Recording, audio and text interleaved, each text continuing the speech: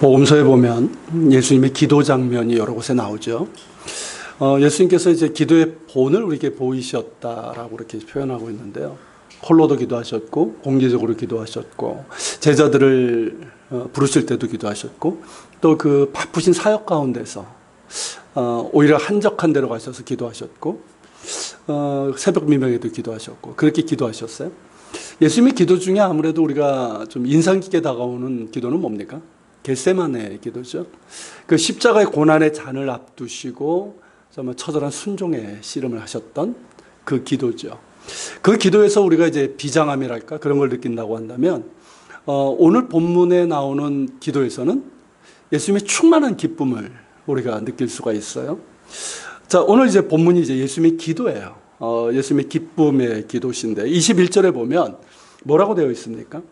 그때에 예수께서 성령으로 기뻐하시며 이르시되, 이런 말로 시작이 되죠.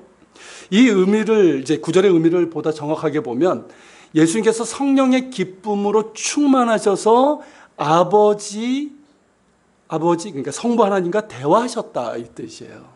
원래대로 하면 즉 삼위일체 하나님과의 대화라고 할 수 있습니다. 기도라는 것이 뭡니까? 하나님과의 대화라고 그러잖아요. 그렇지만 예수님께서는 어떻습니까?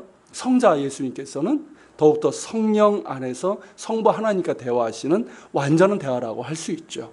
그러니까 예수님께서 이 기도라는 형식을 취하신 건 왜일까요? 우리와 똑같은 몸을 입으셨기 때문에 육체가 가지고 있는 제약이죠.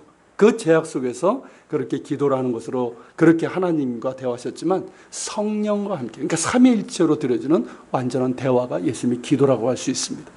자, 그렇다면 예수님의 기도의 내용은 뭘까요? 자, 21절 22절인데요. 그 중에서 21절을 보면 자, 뭐라고 되어 있습니까? 자, 천지의 주제이신 아버지여, 이것을 지혜롭고 슬기 있는 자들에게는 숨기시고 어린 아이들에게 나타나심을 감사하나이다. 옳소이다. 이렇게 된 것이 아버지의 뜻이니이다. 분명히 예수님께서 감사를 드리면서 기뻐하고 있죠. 자, 근데 그 감사 내용이 뭡니까? 아버지, 그러니까 성부 하나님께 감사하는 내용이 뭐예요?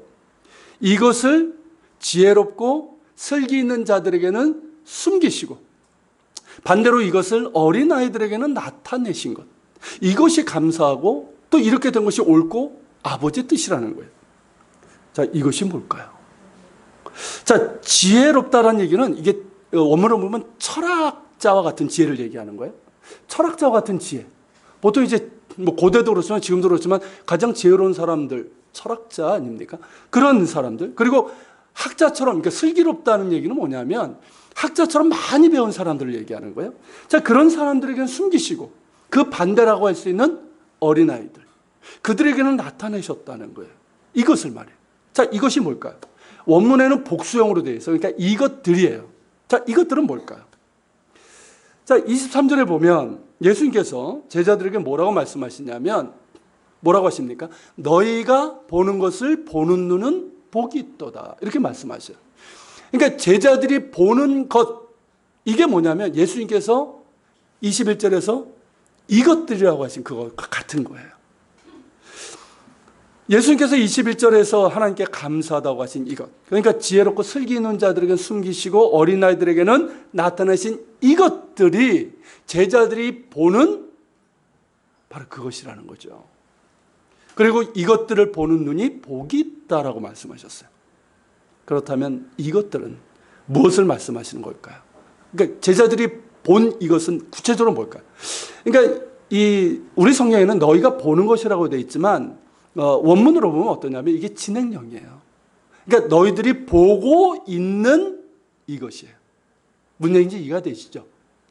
보았고 지금도 보고 있고 지금도 계속 보고 있는 이것을 보는 눈은 복이 있다라고 말씀하셨어요. 자, 제자들이 지금 보고 있는 이것들이 무엇일까? 이제 두 가지 단서를 통해서 알 수가 있는데요. 첫째는 예수님의 이어지는 기도 속에 나옵니다. 22절이죠. 자, 22절을 다시 한번 읽어볼까요?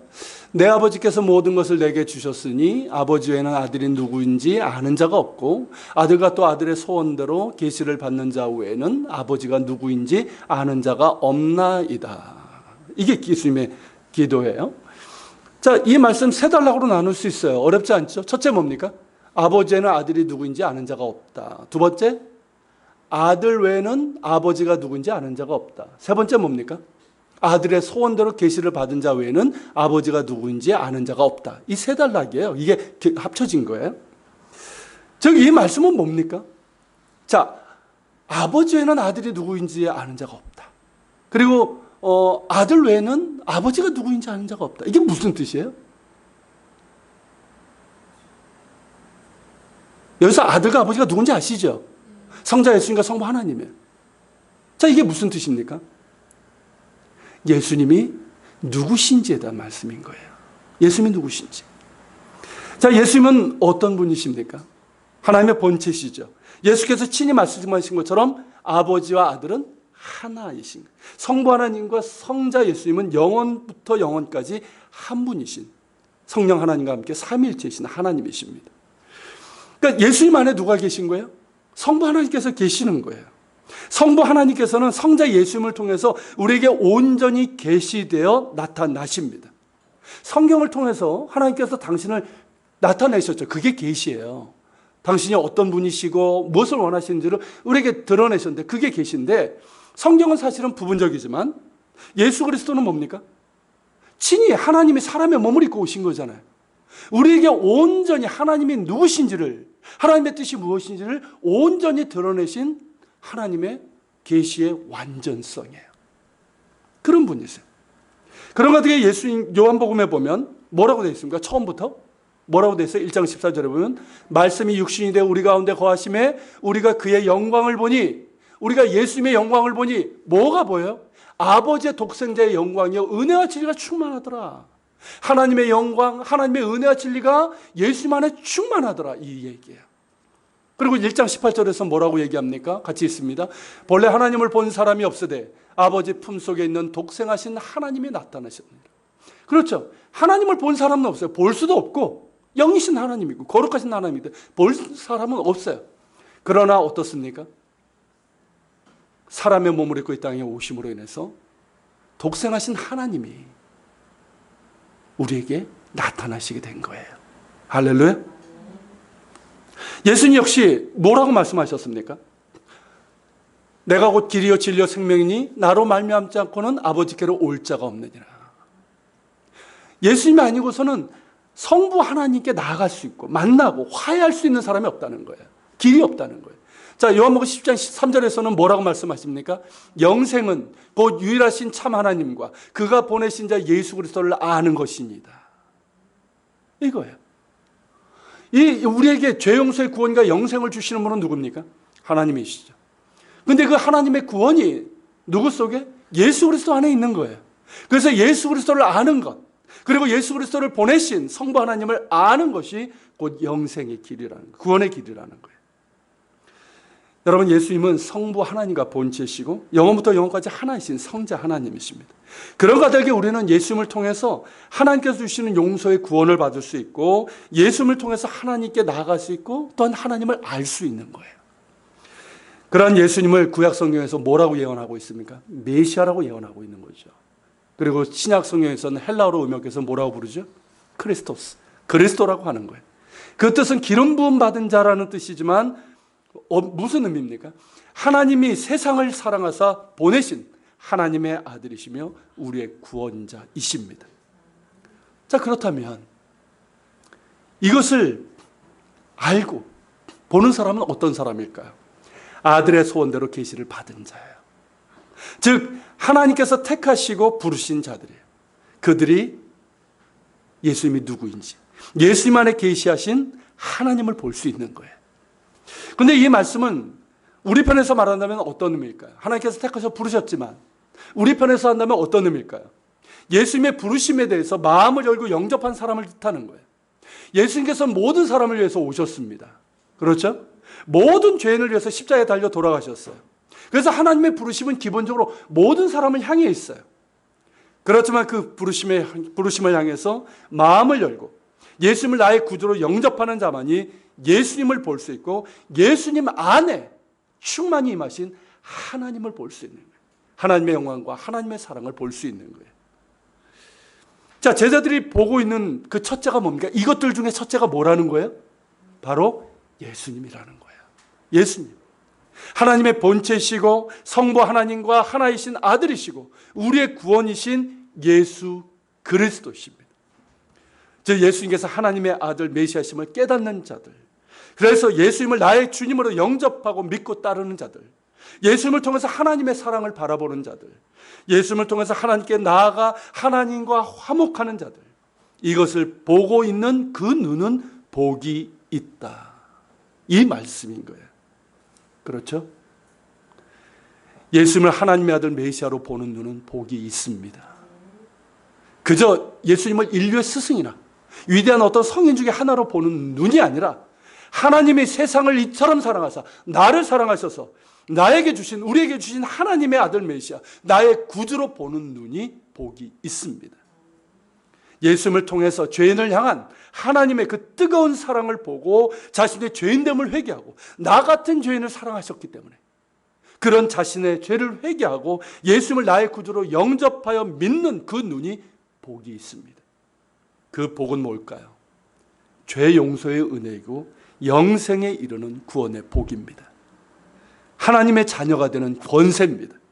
하나님 나라의 백성이 되어서 하나님의 통치 가운데 있게 되는 복이에요. 하나님이 나와 영원히 함께 하시는 복, 즉 임마누엘의 복입니다. 할렐루야. 얼마나 복됩니까? 여러분 이 복을 누리고 계십니까? 예수님을 하나님의 아들 메시아, 나의 구주시며 나의 왕으로 보는 이 복된 눈을 갖고 계십니까? 예수님 안에서 하나님께 나아가고 예수님 안에서 하나님을 바라보고 알아가는 이 엄청난 은혜와 축복의 눈을 갖고 계십니까? 이 눈이 있는 자는 복이 있습니다. 이 눈이 있어야 되는 거예요. 그렇죠? 이 눈이 있어야 돼요. 이 눈이 열려야 돼요. 예수님이 누구신지를 보는 눈은 여러분들의 운명과 직결되어 있고 여러분들의 구원과 그리고 여러분들의 영원한 삶과 직결되어 있기 때문입니다. 이 눈이 활짝 열리기를 바랍니다. 예수님을 하나님의 아들 메시아 그리스도 나의 구주시며 나의 왕으로 보는 이 눈이 더욱더 활짝 열리고 깊게 열릴 수 있는 여러분 되시기를 축원합니다. 여러분들이 살아가면서 특히 고난과 역경의 상황에서 믿음의 주여 온전케 하시는 예수 그리스도를 바라볼 수 있는 눈이 활짝 열리고 또한 여러분들의 시선이 예수님께 고정될 수 있기를 축복합니다. 여러분 그럼 되는 거 아닙니까? 생각해 보십시오. 우리의 문제가 뭡니까? 정말 어떤 문제가 생겨서 문제일까요? 아니에요. 우리가 딴 데 봐서 문제예요. 자꾸만 딴 데 봐서 그래. 그게 문제죠. 우리의 눈이 정말 예수님을 바라보고 예수님께 고정되어 있다면 어떤 상황 가운데서도 문제 없습니다. 그것이 곧 하나님 나라가 되는 거예요. 우리가 찬송가에서 부르잖아요. 주 예수와 동행하니 그 어디나 하늘나라. 할렐루야 찬송하세요. 찬양이 나올 수 있는 거예요. 여러분 예수님께서 나와 함께 하시고 붙들고 계심을 보고 있는데 그거 아닙니까? 그것을 보고 있는데 예수님 나와 함께 하시고 나를 붙들고 계심을 내가 보고 있는데 뭐가 문제예요? 예수님을 바라보고 여러분들의 시선이 예수님께 향할 수 있기를 다시 한번 축복합니다. 아멘. 자, 제자들이 지금 보고 있는 이것들이 무엇인지 알 수 있는 두 번째 단서는 뭐냐면요. 21절 앞부분에 있는 그때라는 이 말이에요. 그때. 자, 이 그때에 그러니까 의미를 강조하면 보면 바로 그때라는 뜻이에요. 바로 그때. 그럼 바로 그때는 언제 얘기하는 겁니까? 뭐 지난주에 얘기하지 않았나요, 우리? 그래서 바로 앞장에 있는 내용이에요. 그러니까 우리가 이제 2주 동안 보았는데, 그러니까 예수님께서 70인의 제자들을 보내시고 그들이 기쁨 가운데 다시 돌아왔을 때 하셨던 말씀과 연결이 됩니다. 우리가 이제 2주에 걸쳐서 말씀을 나누지 않았습니까? 그렇다면 제자들이 보고 있는 이것들, 두 번째, 세 번째는 뭘까요? 먼저 두 번째는 뭘까요? 자, 예수님께서 제자들에게 복음을 제자들에게 뭐라고 말씀하면 보내실 때, 야, 그들이 복음을 받아들이든 거부하든 이 말을 전하라고 그랬어요. 뭡니까 그게? 하나님 나라가 너희에게 가까이 왔다 하라. 자, 복음을 거부하는 자들에게도 그러나 하나님 나라가 가까이 온 줄 알라. 똑같이 하나님 나라가 가까이 왔다 그렇게 전하라고 그랬어요. 자, 하나님 나라가 가까이 왔다 무슨 뜻입니까? 하나님 나라의 임재와 통치가 시작되었다는 뜻이에요. 예수 그리스도를 통해서. 그러니까 예수 그리스도의 복음을 받아들인 자는 하나님 나라가 가까이 왔다는 것은 어떤 의미입니까? 하나님의 임재가 그 가운데 이루어지는 거예요. 예수님을 영접하니까 하나님 나라가 그 안에 임하고 하나님의 통치가 그의 삶에서 이루어지기 시작하는 거예요. 시작되는 거예요. 그게 가까이 온 거예요. 반대로 복음을 거절하는 자는 어떻습니까? 거절하니까 하나님 나라가 뭘로 임해요? 하나님의 임재와 통치가 심판으로 올 수밖에 없는 거예요. 제자들은 그것을 보았어요. 실제로 그들이 복음을 전했을 때, 예수 그리스도의 복음을 전했을 때 그 복음을 받아들인 자에게는 하나님 나라의 임재와 통치가 이루어지는 걸 봤어요. 평안이 많은 거예요. 여러분, 우리가 예수님을 영접할 때 우리 안에 들어오는 하나님 나라의 증거가 뭡니까? 기쁨이고 평안이거든요. 죄 용서의 확신이에요. 자유함이에요. 그것을 본 거예요. 자신들도 경험했죠. 제자들도. 그리고 그걸 본 거예요. 그리고 정말 하나님의 평강이, 그리스도의 평강이 그 안에 임하는 걸 보았어요. 반대로 복음을 거절하는 자들에게는 당장은 아니지만 하나님의 진노의 심판이 가까이 올 수, 머물 수밖에 없음을 그들이 보게 된 거예요. 이것을 보았어요. 그러니까 예수님께서 말씀하신 이것들이라는 뭘 얘기하는 겁니까? 하나님 나라의 임재와 통치를 얘기하는 거예요. 그리고 세 번째 것은 뭐냐면 18절에서 예수께서 뭐라고 말씀하시냐면 이제 제자들이 그러죠. 우리가 주의 이름을 전하니 귀신들도 항복하다이다. 이 말을 했을 때 예수님께서 뭐라고 말씀하셨습니까? 사탄이 하늘로부터 번개같이 떨어지는 것을 내가 보았노라. 자, 이 말씀은 뭘까요? 사탄의 패배를 얘기하는 거예요. 예수님의 승리를 얘기하는 거예요. 당연한 것이죠.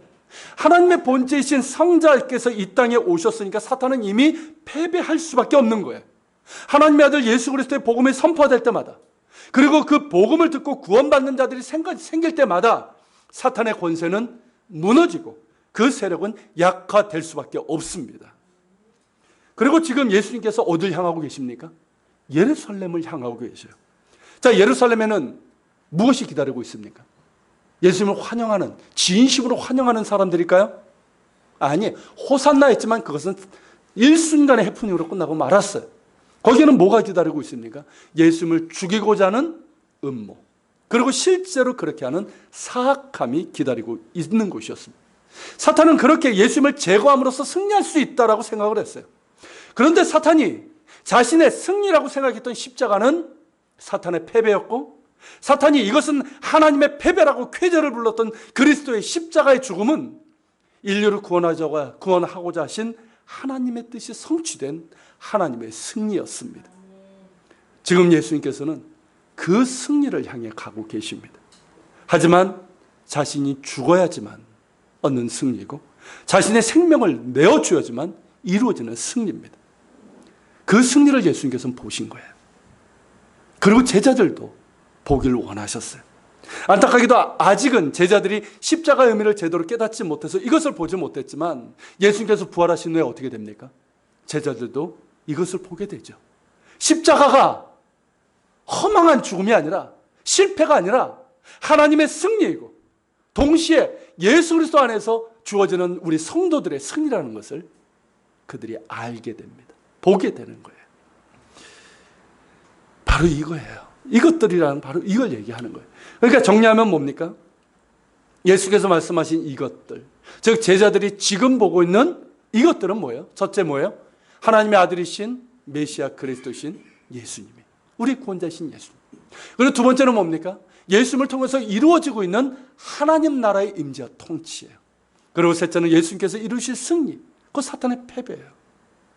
이것을 제자들이 지금 보고 있다는 것이고, 제자들이 지금 보고 있는 이것들을 보는 눈은 복이 있다라고 하신 거예요. 그렇죠? 이것들을 보는 눈은 복이 있습니다.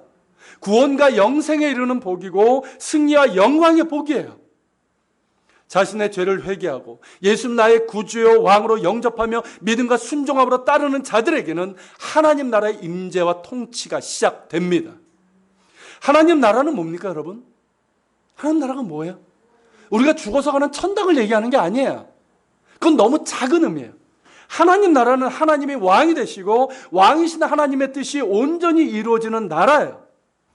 여러분, 하나님이 만드신 세상은 본래 그런 거였어요. 하나님께서 세상을 만드셨을 때, 천지를 창조하셨을 때 그 세상은 뭘로 의도됐습니까? 왕이신 하나님을 모시고 왕이신 하나님과 사랑의 교제를 나누면서 그 뜻에 순종하는 가운데 하나님의 충만하신 샬롬을 누리는 세상이었어요. 여러분, 그곳이 바로 에덴이에요. 에덴 동산이에요. 그러니까 에덴은 파라다이스가 아니라 왕이신 하나님의 정원이에요. 이해가 되십니까? 그런데 사탄의 반역과 그 속임수, 꼬임수로 인해서, 그리고 인간이 스스로 하나님 되고자 하는 그 반역적인 불순종으로 인해서 세상은 망가지고 엉망진창이 되고 말았습니다. 하나님이 만드신 세상에 죄가 들어오고 악이 관영하고 인간의 온갖 탐욕과 죄악과 음란과 절망 가운데서 인간은 사탄의 지배하에 놓이고 말았어요. 그러나 인간을 사랑하신 하나님께서 세상을 구원하기로 작정하셨고, 그래서 당신의 아들을 내어주셨습니다. 그래서 당신의 아들 예수 그리스도를 믿는 자에게는 하나님의 자녀가 되는 권세를 주셨고, 하나님 나라가 임하게 하셨고, 하나님의 나라의 통치 가운데 있도록 하셨습니다. 여러분, 예수님을 통해서 이 세상이 다시금 하나님의 왕 되시고 왕이신 하나님의 뜻이 온전히 이루어지는 하나님 나라로 회복될 것입니다. 여러분, 이것이 바로 사도 요한이 요한계시록에서 본 새하늘과 새 땅이에요. 아십니까? 새하늘과 새 땅은 환상이 아니에요. 판타지가 아니에요. 하나님께서 창조하셨던 하나님 나라의 원형인 에덴이 다시금 예수 그리스도를 통해서 이 땅에 회복될 것이라는 비전이에요. 실제예요. 마침내 이루어질 것입니다. 여러분, 예수님께서 이 땅에 오심으로 하나님 나라가 임했고, 예수님을 구주로 왕으로 영접하는 자들을 통해서 하나님 나라는 확장되고 있으며, 마침내 예수께서 다시 오실 때 하나님 나라는 온전히 완성될 것입니다. 그 하나님 나라를 소유한 자는 복이 있습니다. 예수를 믿는 게 그거잖아요. 하나님 나라가 내 안에 임하는 거예요. 여러분, 그 하나님 나라를 맛보는 자는 복이 있습니다. 그 하나님 나라를 바라보면서 먼저 주의 나라와 의를 구하는 삶을 살아가는 자는 복이 있습니다. 이 땅에서 살아가지만 하나님 나라의 시민권을 가진 자라는 것을 인식하는 가운데 하나님의 영광을 위해서 자신의 모든 것을 하나님께 드리는 자는 복이 있습니다. 장차 예수께서 다시 오실 때 이 땅에 온전히 임하고 완성될 하나님 나라를 바라보면서 소망하는 가운데 오늘의 삶이 힘들다 할지라도 오늘을 인내하면서 깨어 있어서 하나님 나라에 합당한 거룩과 사랑과 순종의 삶을 살아가는 자는 복이 있습니다. 이 복이 우리 모두에게 있기를 소망하며 축복합니다. 예수님 안에서 하나님 나라를 소유하고 맛보고 또한 바라보는 가운데 먼저 주의 나라와 의를 구하는 우리 모두가 되기를 주의 이름으로 축원합니다. 이게 예수 믿는 거예요. 이런 여러분, 하나님 나라의 임자 확장 그리고 완성은요, 곧 예수 그리스도의 승리이고 동시에 사탄의 패배와 심판과 멸망입니다. 이미 예수님께서 승리하셨습니다. 예수님께서 십자가상에서 다 이루었다라고 하셨을 때, 그때 숨을 거두셨을 때 사탄은 결정적인 패배를 당했습니다. 예수께서 죽은 자 가운데서 부활하셨을 때 사탄의 권세는 무너지고 말았습니다. 그리고 예수께서 다시 오실 때 사탄은 영원한 멸망으로 심판을 받게 될 것입니다. 이 말은 뭔지 아십니까? 사탄은 이미 결정적인 패배를 당했지만 아직 예수께서 오시기 전까지, 하나님 나라가 완성되기 전까지는 시한부적인 시간이 주어져 있다는 거예요. 그래서 사탄은 제한적이지만 결정적으로 패배했지만 그 하나님 나라가 완성될 그때까지 어떨까요? 자신의 본업에 충실할 겁니다. 사탄의 본업이 뭡니까, 여러분? 하나님을 대적하는 거예요. 사탄은 고발자라고 합니다. 사탄의 본업은 그거예요. 하나님을 대적하는 것이고, 그리고 인간들을 어떻게 해서든지 하나님에서 멀리 만드는 거예요. 그러면서 끝없이 고발하는 거예요. 끝없이 고발하는 거예요. 우리에게 죄를 심으면서, 죄의식을 심으면서 고발하는 거예요. 그렇게 해서 특별히 믿는 자들을 어떻게 해서든지 예수 그리스도의 구원에서 끊어버리게 하는, 그것이 사탄이 하고자 하는 일이에요. 그래서 여러분, 성경에 보면 뭐라고 되어 있습니까? 사탄을 마치 우는 사자처럼 삼킬 자를 찾아다닌다고 그랬어요. 근데 이 우는 사자는 어떤 사자일까요? 뭐 라이언 킹에 나오는 그 멋있는 사자가 아니고요. 어떤 사자일까요? 이빨 발톱 다 빠진 그런 사자야. 결정적 패배를 당했어요. 그렇지만 여전히 사자는 사자잖아요. 그래서 으르렁거릴 수는 있는 거예요. 그렇게 으르렁거리면서 누구를 찾아요? 삼킬 자를 찾는 거예요. 예수를 믿는다고는 하는데 믿지 않는 사람들은 어차피 사탄의 지배하에 있는 거고요. 믿는다고는 하는데 교회는 다닌다고 하는데 어떻습니까? 이게 믿는 건지 아닌지, 내가 구원받았는지 아닌지, 내가 하나님 나라의 백성인지 아닌지, 그렇게 연약한 가운데서 흔들리고 있는 사람, 성장하지 못하는 사람, 혹은 교만 가운데 있는 사람들, 불순종 가운데서 계속해서 거룩하지 못한 그런 삶을 살아가는 그런 사람들, 뭐가 될까요? 삼킬 자를 찾는 사단의 먹잇감이 될 수 있다는 거예요. 그렇기 때문에 여러분, 성경이 우리에게 뭐라고 말씀하십니까? 깨어있으라는 거예요. 깨어있으라. 깨어있으라는 거예요. 하나님의 전신갑주를 입으라는 거예요. 하나님의 말씀으로 무장하고 깨어서 기도함으로 하나님의 전신갑주를 입고, 사단이 어떤 공격을 해도 하나님의 말씀이 있는데, 예수 그리스도의 내 믿음의 흉패가 있는데 어떻게 할 수 있겠습니까? 그렇게 무장하라는 거예요. 그리고 겸손한 믿음과 순종으로 예수님을 따르라 우리에게 명령하고 있는 것입니다. 여러분, 우리는 승리할 것입니다. 할렐루야. 이미 우리는 예수님 안에서 승리했고요. 그리고 예수 그리스도를 바라보며 그 이름의 능력을 붙드는 자, 그 이름의 능력을 선포하는 자에게 사탄은 패배할 수밖에 없습니다. 그러므로 두려워하지 마십시오. 사탄은 두려움의 대상도 아니에요. 예수께서 승리하셨고 예수 안에 있는 자는 승리한 자입니다. 사탄이 우리를 어찌할 수 없습니다. 세상이 우리를 어찌할 수 없습니다. 비록 인간의 탐욕과 죄성을 충동질하고 여러 가지 것으로 우리를 공격할 수는 있겠지만, 우리는 주의 것이고 우리의 영혼은 이미 구원받았습니다. 여러분, 예수님 안에 거하십시오. 더욱더 예수님 안에 거하십시오. 예수님을 바라보며 온전한 믿음과 삶 가운데 거하십시오. 예수님 안에 끼어서 기도와 말씀의 삶을 살아가십시오. 예수님을 닮아가고 또 구별된 거룩한 삶을 살아가시고 예수님 닮은 사랑과 섬김의 삶을 살아가십시오. 이게 하나님께서 기뻐하시는 삶의 모습이에요. 여러분, 하나님께서 기뻐하시는 삶을 살아가는 사람에게는 누가 임할까요? 사탄이 거할 자리는 없습니다. 하나님께서 함께 하시기 때문입니다. 예수께서 함께 하시기 때문에 그래요. 오직 예수 안에서만 승리가 있습니다. 여러분 보십시오. 이것들을 보는 눈 얼마나 복이 있습니까? 그렇지 않습니까? 하나님의 아들이시며 우리의 구주이신 예수 그리스도를 보는 눈은 복이 있습니다. 예수 그리스도를 통해서 임하고 확장되고 완성될 하나님 나라를 보는 눈은 복이 있습니다. 예수 그리스도께서 이미 승리하셨고 예수 그리스도 안에 있는 자 역시 이미 승리하였으며 최후 승리를 얻을 것을 보는 눈은 복이 있습니다. 이 얼마나 복된 눈입니까? 여러분, 이것들은 24절의 말씀처럼 많은 선지자들 그리고 임금들이 얼마나 보고 싶어 했고 듣고자 했는 것인지 몰라요. 여러분, 이 선지자들은 누굴 얘기하는 걸까요? 우리가 아는 것처럼 이사야, 예레미야, 스가랴, 말라기, 그런 예언자들. 그들은 한결같이 메시아에 대한 하나님 나라의 임재, 그리고 사탄의 패배와 하나님의 승리, 이걸 선언했단 말이에요. 예언했단 말이죠. 그들은 하나님으로부터 그 예언의 말씀을 받았지만 보았습니까? 보지 못했어요. 하나님 나라가 임하였다 들었습니까? 직접 듣지 못했어요. 그러나 제자들은 이것을 보았고 들었단 말이죠. 얼마나 복이 있습니까? 그리고 임금들은 누굴 얘기하는 걸까요? 네, 대표적으로 다윗, 솔로몬, 좀 제정신 가지고 있었을 때 솔로몬, 그리고 히스기야, 요시야, 그런 이제 하나님 보시기에 선한 왕들이에요. 특히 다윗이 그랬죠. 여러분, 다윗이 시편에서, 그의 시편에 보면 메시아 시편이라는 게 있어요. 그 시편 가운데서 메시아의 임재와 메시아의 승리를, 고난과 승리를 찬양하는 그 내용들이 있어요.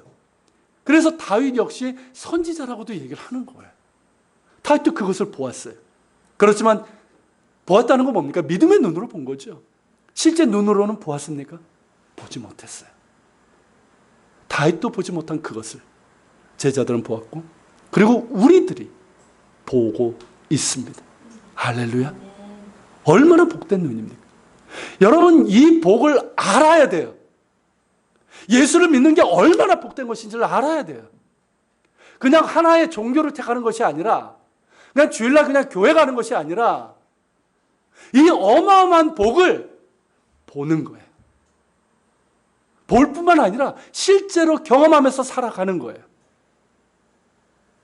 복된 눈이고 복된 삶입니다. 그런 우리 모두가 될 수 있기를 축복합니다. 그런데 여러분, 예수님께서 뭐라고 말씀하셨습니까? 21절로 다시 가서 보면 모든 사람이 보는 게 아니에요. 자, 어떤 자들에게 숨기시고 이것들을 지혜롭고 슬긴 자들에게 숨기시고 또 어린아이들에게는 나타내셨다고 그랬어요. 여러분, 사실 이건 좀 역설 아닙니까? 자, 이렇게 이제 진리라고 진리잖아요. 이런 진리에 속한 것들을 보는 사람들은 대개 누구를 얘기합니까? 철학자들. 그죠? 철학자같이 지혜로운 사람. 그리고 많이 배운 그런 학자들. 그들이 보는 게 맞아요. 근데 여러분, 하나님 나라의 진리는 그 반대라는 거예요. 왜 지혜롭고 슬기 있는 자들은 그 진리를 보지 못하는 걸까요? 왜일까요? 여러분, 지금도 그렇지만 이 지혜라는 철학적인 지혜를 얘기한다고 그랬잖아요. 지금도 그렇지만 여러분, 헬라 철학, 이 그리스 철학은 존재 근원에 대한 것이고요. 유대 철학도 있어요. 유대 철학은 하나님의 현현과 행하심에 관한 것이에요. 그들 나름대로의 답을 갖고 있습니다. 많이 사색하고 연구하고 논쟁하다 보고 그러다 보니까 많이 알고 있다고 생각을 합니다. 유대 철학도 그렇고 헬라 철학도 자신들의 오랜 철학적인 사고와 논거가 분명합니다. 자, 그런 그들에게 하나님이 사람에 대해서 육체를 입고 이 땅에 오셨고 아기로 태어나셨고, 그것도 그리고 죄인들을 위해서 십자가에 달려 죽으시고 사흘 만에 부활하셨고 그를 믿는 자는 구원받는다는 이 메시지, 이게 그들에게 어떻게 들릴까요? 여러분, 사도 바울이 고린도전서 1장에서 뭐라고 얘기합니까? 십자가에 못 박힌 그리스도는 헬라인들에게는 어떤 것? 지혜로운 것이 아니라 미련한 것이고, 유대인들은 뭡니까? 환영할 것이 아니라 꺼리끼는 거예요. 왜?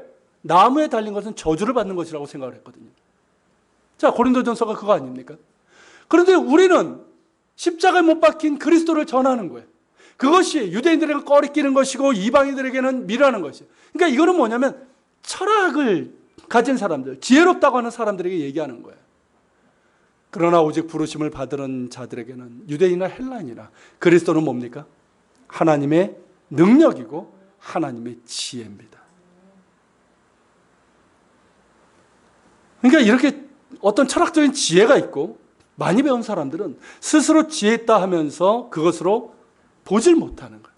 예수 그리스도를 보지 못하는 거예요. 하나님의 능력이 하나님의 지혜인 그리스도를 보지 못하는 거예요. 자신의 지식과 판단에 갇혀버리고 마는 거예요. 그러니까 자기의 지혜에 뭡니까? 지식에 하나님을 가둬버리고 마는 거예요. 이런 경우가 지금도 얼마나 많은지 모릅니다. 또한 그 지식과 지혜가 뭐가 될까요? 교만이 돼요. 교만이 돼서 복음의 필요성, 즉 구원의 필요성을 느끼지 못합니다. 마음이 너무 부여해요. 그러다 보니까 구원자를 찾지 않습니다. 이런 자들에게 이것들은 어떨까요? 숨겨져 있는 거예요. 보지 못하게 되는 거예요. 그렇다면 이것들이 나타나 보게 되는 어린아이와 같은 사람들은 어떤 사람들일까요? 여기서 어린아이들이 몇 살 정도를 얘기하는 걸까요? 우리가 어린아이면 어린이 하니까 초등학교 6학년까지 막 어린이를 부르잖아요. 네, 맞아요. 원문에 보면 베이비로 나와요. 우리가 정말 애기야, 애기 할 수 있는 나이가 몇 살입니까? 이게 점점 더 짧아지는 것 같아요.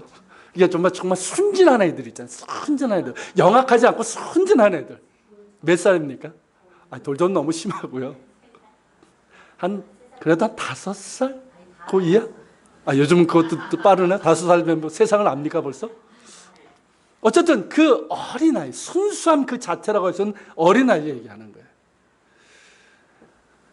자, 그리스 철학자들은요, 어린아이들의 순수함을 짐승 같은 어리석음으로 표현을 했어요.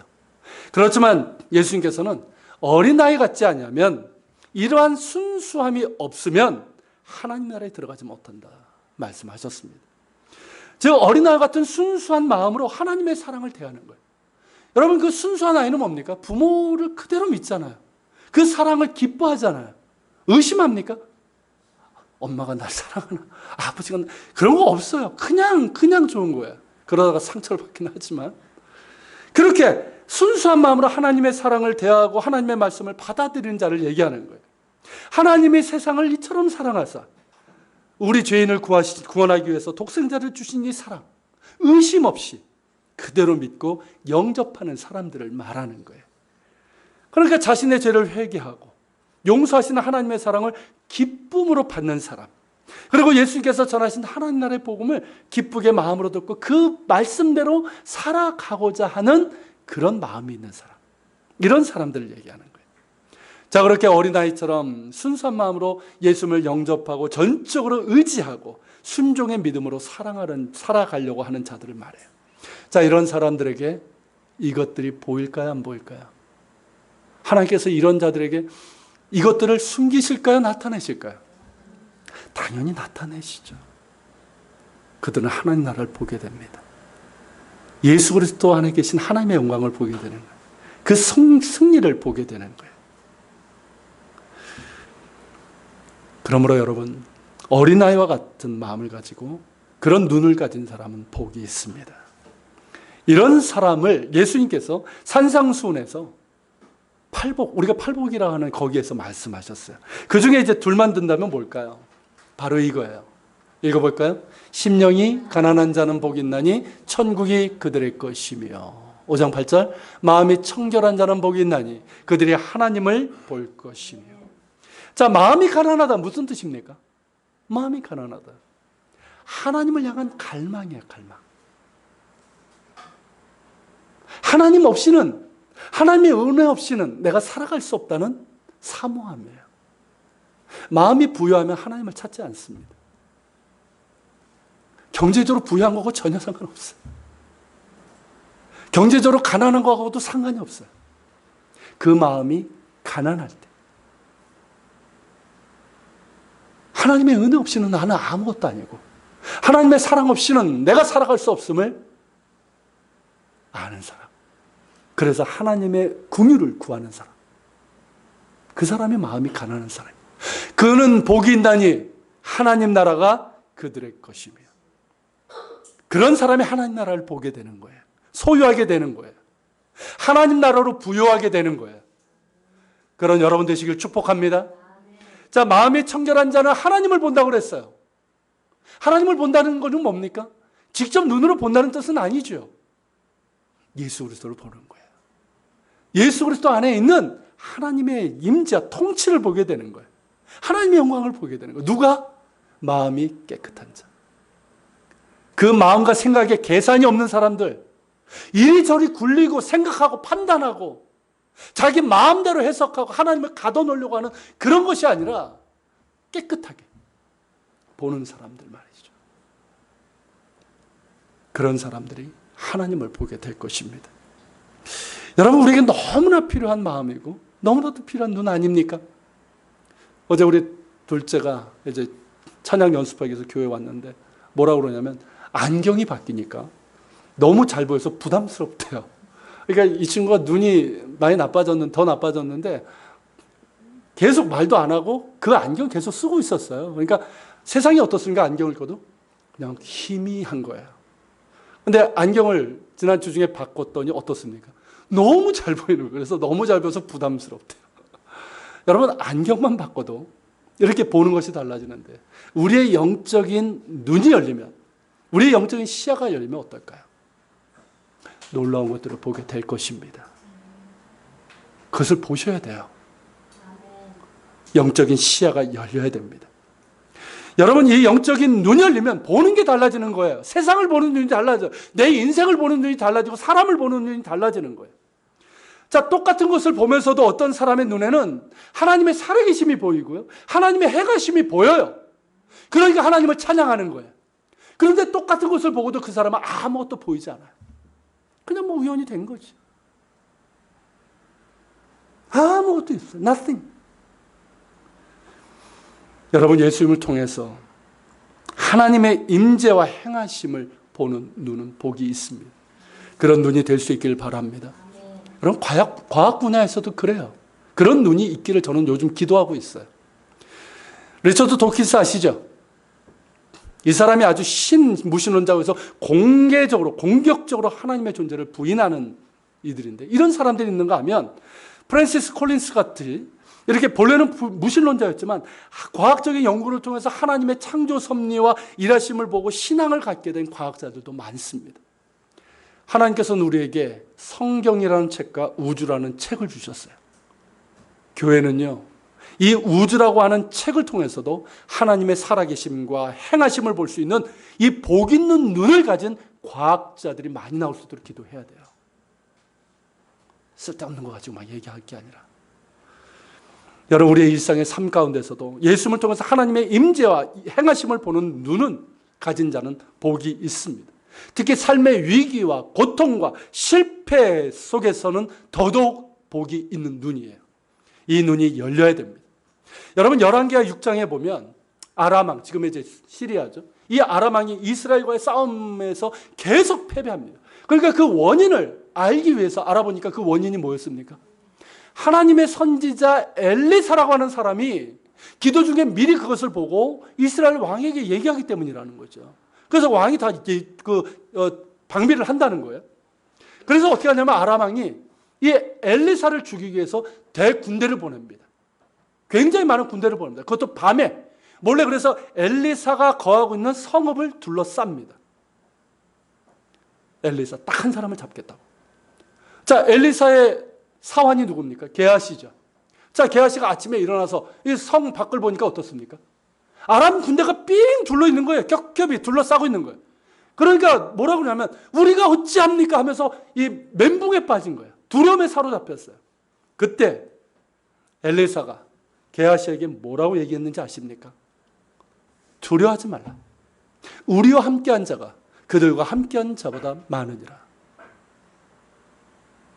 지금 엘리사는 게하시가 못 보고 있는 것을 보고 있다는 뜻이에요.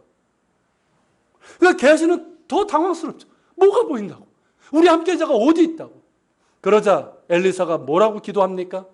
여호와여, 원하건대 그의 눈을 열어서 보게 하옵소서. 그러자 게하시의 눈이 열렸어요. 영적인 눈이 열렸어요. 그러고 보니까 어떻습니까? 불말과 불병거가 산을 둘러서 엘리사를 둘러싸고 있는 거예요. 여러분, 이것이 우리에게 필요한 기도가 아닐까 싶습니다. 여호와여, 원하건대 그의 눈을 열어서 보게 하옵소서. 하나님, 원하건대 내 눈을 열어 보게 해주시옵소서.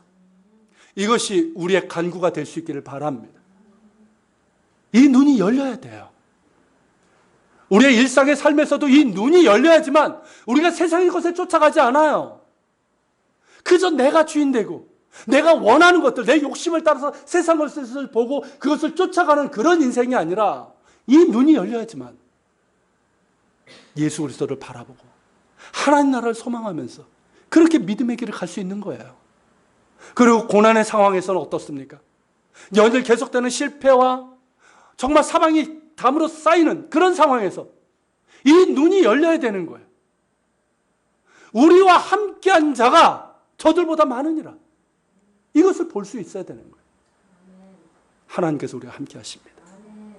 이것을 볼 수 있어야 돼요. 이것을 보는 자는 결코 망하지 않습니다. 결코 망하지 않습니다. 이 눈이 활짝 열리기를 소망합니다. 사랑하는 여러분, 이것들을 보는 눈이 있는, 복된 눈이 있는 여러분 되시길 바랍니다. 마음이 가난한 자가 되시기를 소망하십시오. 마음이 청결한 자가 되기를 주님 앞에 사모하십시오. 그리고 하나님을 향한 정말 어린아이와 같이 순수한 그런 마음과 겸손과 순종으로 하나님을 향할 수 있기를 바랍니다. 내 눈을 열어 보게 하옵소서. 이것이 여러분들의 기도가 될 수 있길 바랍니다. 성령께서 여러분들의 눈을 열어 주실 것입니다.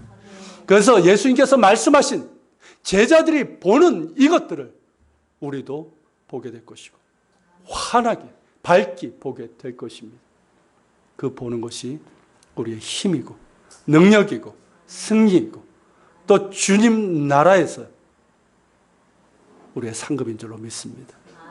같이 기도합시다. 오늘 말씀을 기억하면서 우리 같이 기도합시다. 사랑하는 주님, 오늘 주님께서 말씀하신 지혜롭고 슬기 있는 자들에게 숨기시고 어린 아들에게 나타내신 이것들, 제자들이 지금 보고 있는 이것들, 복이 있다고 하신 그 눈, 하나님, 우리가 그 눈을 가진 자들이 되길 원합니다. 엘리사가 기도했던 것처럼 주여 원하건대, 하나님 원하건대 내 눈을 열어 보게 해 주시옵소서. 그리고 여러분들 아는 분들 중에 영적인 침체나 그런 가운데 있다면 주님 원하건대 그의 눈을 열어서 보게 해 주시옵소서. 같이 기도할 수 있길 바랍니다. 그 눈을 열어 예수 그리스도를 보게 하시고 하나님 나라를 보게 하시고 예수 그리스도 안에 있는 그 승리를 보게 하여 주시옵소서. 그것을 보며 오늘을 살아가는 믿음의 사람 될 수 있도록 도와주시옵소서. 우리 같이 말씀을 기억하면서 같이 기도하며 나갑시다. 같이 기도합니다.